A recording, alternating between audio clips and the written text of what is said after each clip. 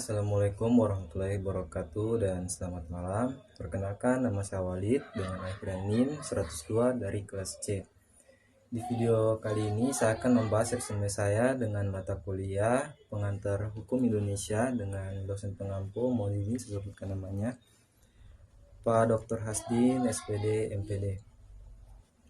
Ya, di video ini saya akan membahas dengan materi Hukum Tata Negara dengan mata kuliah Pengantar Hukum Indonesia.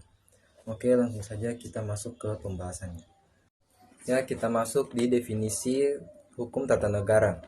Hukum Tata Negara adalah cabang hukum yang mengatur struktur dan fungsi lembaga-lembaga negara serta hubungan antara negara dan individu. Hukum tata negara merupakan ketentuan hukum yang mengatur mengenai bagaimana susunan organisasi negara akan ditetapkan. Hukum tata negara mempelajari yang pertama, pembentukan jabatan-jabatan dan susunan atau struktur negara. Yang kedua, penunjuk pejabat-pejabatnya. Yang ketiga, kekuasaan atau kewibawaan hak dan kewenangan yang berkaitan dengan jabatan tersebut. Dan yang terakhir, lingkup wilayah dan pribadi yang mendapat limpahan tugas dan kewenangan. Oke, selanjutnya yaitu sumber hukum tata negara. Yang pertama, Konstitusi Undang-Undang Dasar 1945 sebagai hukum tertinggi negara. Yang kedua, undang-undang yang mengatur lembaga negara dan sistem pemerintahan. Yang ketiga, putusan Mahkamah Konstitusi yang berperan dalam pengujian hukum. Yang terakhir, keempat, Konvensi Ketatanegaraan yang menjadi kebiasaan dalam pemerintahan. Ya, selanjutnya ialah peran dan fungsi lembaga negara.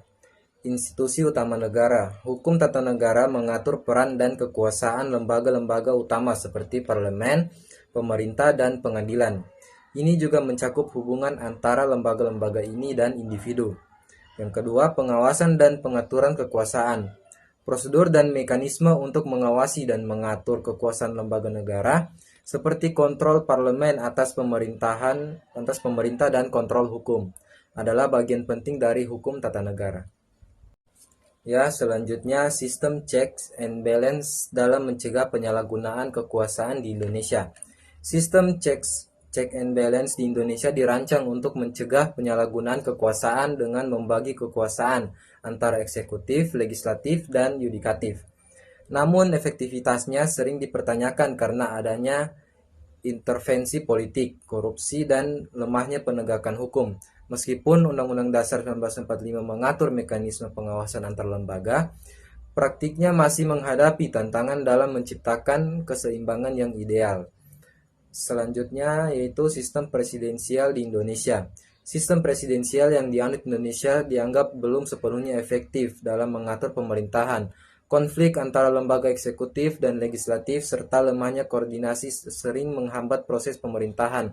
Namun sistem ini tetap dipertahankan karena dianggap sesuai dengan karakteristik negara Indonesia yang majemuk. Ya, selanjutnya ialah sistem kerajaan dan hukum tata negara. Negara-negara kerajaan tetap menggunakan hukum tata negara meskipun bentuknya mungkin berbeda dengan republik.